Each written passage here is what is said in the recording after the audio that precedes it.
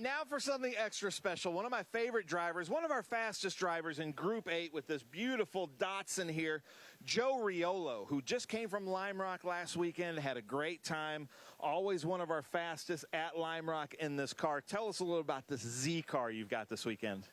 This is our 72 240Z. We call it Brucey. Kids named it after that Finding Nemo. The shark came out in the morning and said, I'm having fish. And I came out one morning and said, I'm having Porsches. And they said, Daddy, we have to call it Brucey. So that's what we did. And yeah, we've been running this car for 24 years now. It's just a great car. I mean, the guys from Sharp Racing helped me build it. A lot of them work for GMT. And when we put it together, and it's just been bulletproof for us for many, many, many years. We've got, I think I set 4 track records with it over the year, won 3 championships and over 60 races. So we've really enjoyed driving the car. A little breezy today. So yeah, it's our 72 240Z. I actually just sold the car this year to a customer of mine, Dan Gorman, who, Dan, thank you so much for letting me to continue to drive the car. And he's pretty happy with our results at Lime Rock so far. And we'll give him some better ones hopefully this weekend at the Glen.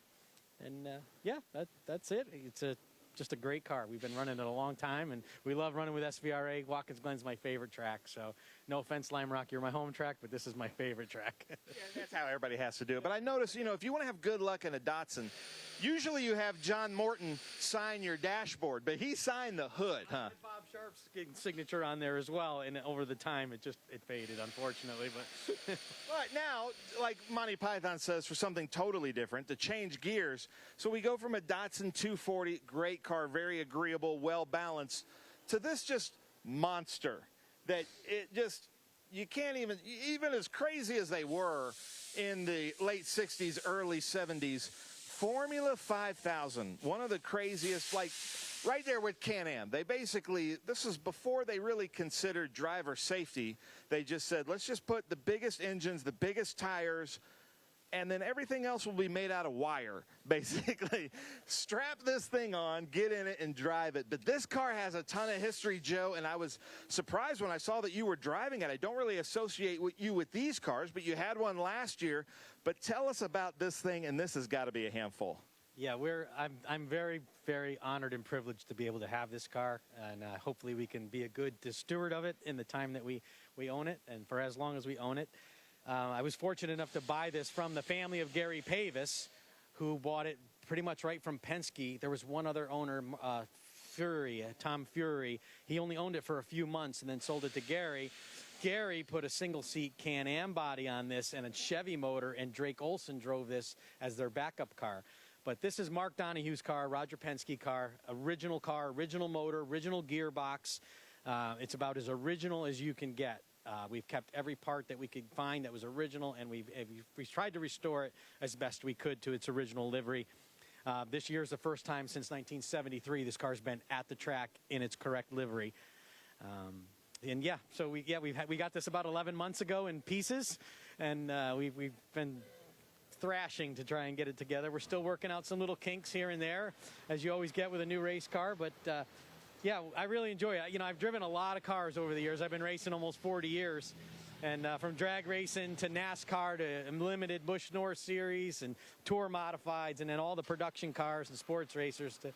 This was always something when I was a kid. These cars were, you know, big wings, big slicks, big scoops. That was something I've always wanted to do. And we're just, again, blessed to have the opportunity to be able to do it. So. And we were talking off camera that Brian Redmond's here. Yeah. You know, he had that world famous, the Baraxo car with the huge snorkel on it.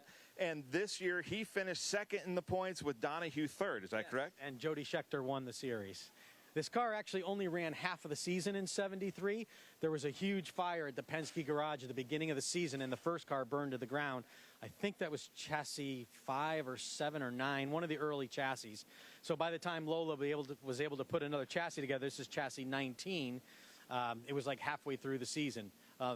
Mark did win at Road Atlanta with it in August of '73, so it does have a win under its belt, and then lots of top 3, top 5 finishes to finish third in the championship. So, absolutely crazy. Thank you so much for bringing this out. And we were talking too, You know, we have to talk about Trans Am with SVRA and the kind of brother companies, but then, you know, Roger Penske, Mark Donohue famously went from the Sunoco Camaros to the Penske Javelins and brought Sunoco along, and you see they're running AMC on there, so they were trying to make this. So explain how you go. You know, AMC did not make these cars from the factory. They did the Javelins. They ran in Trans Am, but this was kind of Mark and Roger's ladder up. Yeah, the Formula 5000 was basically run with your brung as long as it was 5-liter engine. And Lola built a lot of different chassis. There was McRae's and Mach's and Legrand, like the one I had last year. Basically, it was just the American Formula One car with a good old American small block in it. So they were pretty affordable to run. And I guess Penske was so successful with the AMC package in Sunoco that this was their stepping stone to Formula One with Mark. And so they brought basically that Trans Am motor, put fuel injection on it, and here it is.